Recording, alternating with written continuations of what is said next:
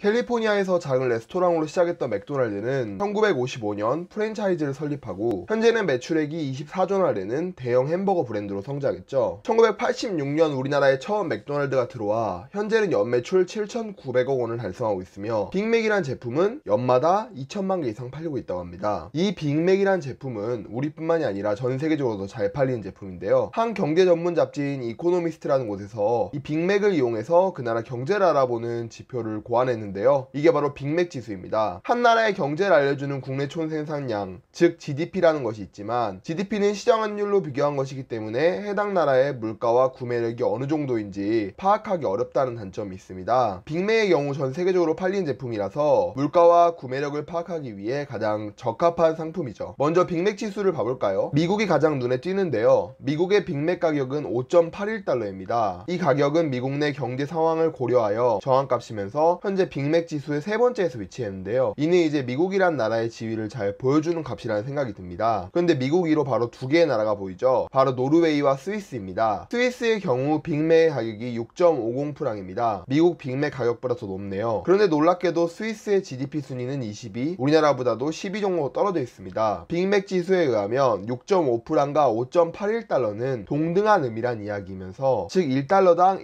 1.19프랑 정도 된다는 의미인데 현재 달러 스위스 프랑의 환율 기준으로 계산하면 6.95달러인데 환율을 보게 되면 1달러당 0.94프랑입니다. 현재 환율보다 빅맥 지수가 20% 고평가되어 있다는 얘기인데요. 스위스 물가가 GDP에 비해서 비싼 편이라고 합니다. 그러면 우리나라에 가볼까요? 우리나라 빅맥 값은 현재 단품 기준으로 4,600원입니다. 5.81달러와 4,600원의 가치가 같다는 의미이고 계산을 해보면 원화가 34.1%나 저평가되어 있다는 사실을 알 수 있습니다. 이제 아래쪽에 있는 나라를 봐볼까요? 러시아와 터키가 차지하고 있습니다. 터키의 경우 맥도날드가 힘을 쓰지 못하는 나라 중 하나이면서 빅맥 지수로만 보면 나라 경제가 좋지 못한 것 같습니다. 터키의 경우 현재 통화 가치가 폭락해서 경제 위기가 온 상황이라는 사실을 알아야 해요. 소비자 물가 상승률이 무려 21.31%인데요. 우리나라 소비자 물가가 3.7%라면서 뉴스에서 인플레이션이 온다, 너무 많이 올랐다라고 말했는데 터키에 비하면 정말 애교 수준입니다. 원래 이제 물가가 오르면 금리를 올려야죠. 이는 돈 유출을 줄여서 물가 상승을 억제하기 위함인데요. 그러나 터키는 경제에 대해서 무지했기 때문에 정반대로 금리를 낮춰버렸습니다. 그래서 통화 가치가 하락하고 현재 상황이 좋지가 않습니다. 그런데 이 터키보다 지금 더한 나라가 있는데요. 바로 러시아입니다. 러시아는 솔직히 말하면 입만 아픈 것 같습니다. 왜냐면은 최근에 전쟁을 일으킨 전범국이잖아요. 그 때문에 많은 기업들이 러시아에서 철수했었고 맥도날드도 그 중에 하나였습니다. 러시아에 관한 영상은 위에 링크를 통해 봐주시면 감사하겠습니다. 후진국일수록 빅맥 지수가 낮은 편이며 선진국이 갈수록 빅맥 지수는 국가별 소득에 비례하는 편인데요. 근데 여기서 벗어난 나라가 있죠. 바로 옆 나라 일본입니다. 일본은 GDP가 미국, 중국에 이어서 세 번째면서 도요타나 소니, 소프트뱅크 같은 기업들이 있는 걸로 유명하죠. 하지만 일본은 버블 경제 이후에 30년째 디플레이션 늪에서 빠져나오지 못하고 있습니다. 디플레이션이라는 건 뭐냐면 물가가 상승하는 인플레이션의 반대로 물가가 오르지 않는 형상, 30년째 물가가 제자리라는 거죠. 30년째 제자리면 너무 좋을 것 같은데 라고 생각하시는 분들이 있을 수 있겠습니다만 물가가 오르면 임금도 같이 상승해야 하는데 물가가 그대로니까 임금도 그대로라는 거죠. 세계적인 인재들을 스카우트하려면 임금을 높게 주고 데려와야 되는데 일본은 임금을 높게 부르기가 어렵기 때문에 점점 도태될 수밖에 없는 거죠. 여기 OECD 물가 상승률을 비교한 지표가 있습니다. 꾸준히 상승하는 우리나라, 미국과 달리 일본은 30년째 똑같은 수준인 거죠. 이번 자료는 OECD 임금 상승률인데요. 일본의 경우 20년 동안 겨우 35,500달러에서 38,000달러로 올랐습니다. 이는 미국이 55,000달러에서 70,000달러로 올라간 걸 생각하면 상당히 낮은 수치라고 볼 수 있겠죠. 또한 우리나라는 15년도에 일본 임금을 따라잡았으며 우리나라 임금이 20년 동안 1.5배 상승한 것과 무척 대비되고 있습니다. 그래서 일본은 국가가 부자인데 국민이 가난하단 말까지 나오고 있죠. 실제로 일본 여행을 가는 분들 대다수가 물가가 싸다고 느낄 거고 실제로 그게 맞습니다. 하지만 일본에 살기 시작하면 임금도 안 오르기 때문에 마냥 좋다고 생각할 수는 없습니다. 일본이 이렇게 디플레이션이 된 이유는 버블 경제 이후에 많은 기업들이 부도가 나고 많은 사람들이 실업자가 났기 때문에 회사 입장에서는 가격을 동결해야 돼요. 왜냐면 소비가 위축이 되고 사람들이 돈을 잘 안 쓰기 때문에. 이런 풍습 때문에 현재 30년 동안 디플레이션이 이어지고 만 거죠. 그래서 아베 일본 전 총리가 이 문제를 해결하기 위해서 직접 나섰지만 안타깝게도 좋게 끝나지는 않았습니다. 빅맥 지수는 현재 환율과 상대적 구매력 평가에 적용할 수 없다라는 단점이 있는데 그렇기 때문에 빅맥 지수만 보고 우리나라 원화 가치가 20-30% 저평가되어 있구나 라고 생각하시고 원화를 모으시면 안 돼요. 또한 인건비 같은 추가 비용이 고려되지 않았다는 점도 있고 인도의 경우에는 이제 종교적인 이유로 소고기 대신에 닭고기를 넣기 때문에 이러한 점도 고려를 해야 합니다. 오늘은 이렇게 빅맥 지수 세계 경제를 한번 알아봤는데요. 다음에는 좀 더 흥미로운 흥미로운 주제로 찾아뵙겠습니다. 감사합니다.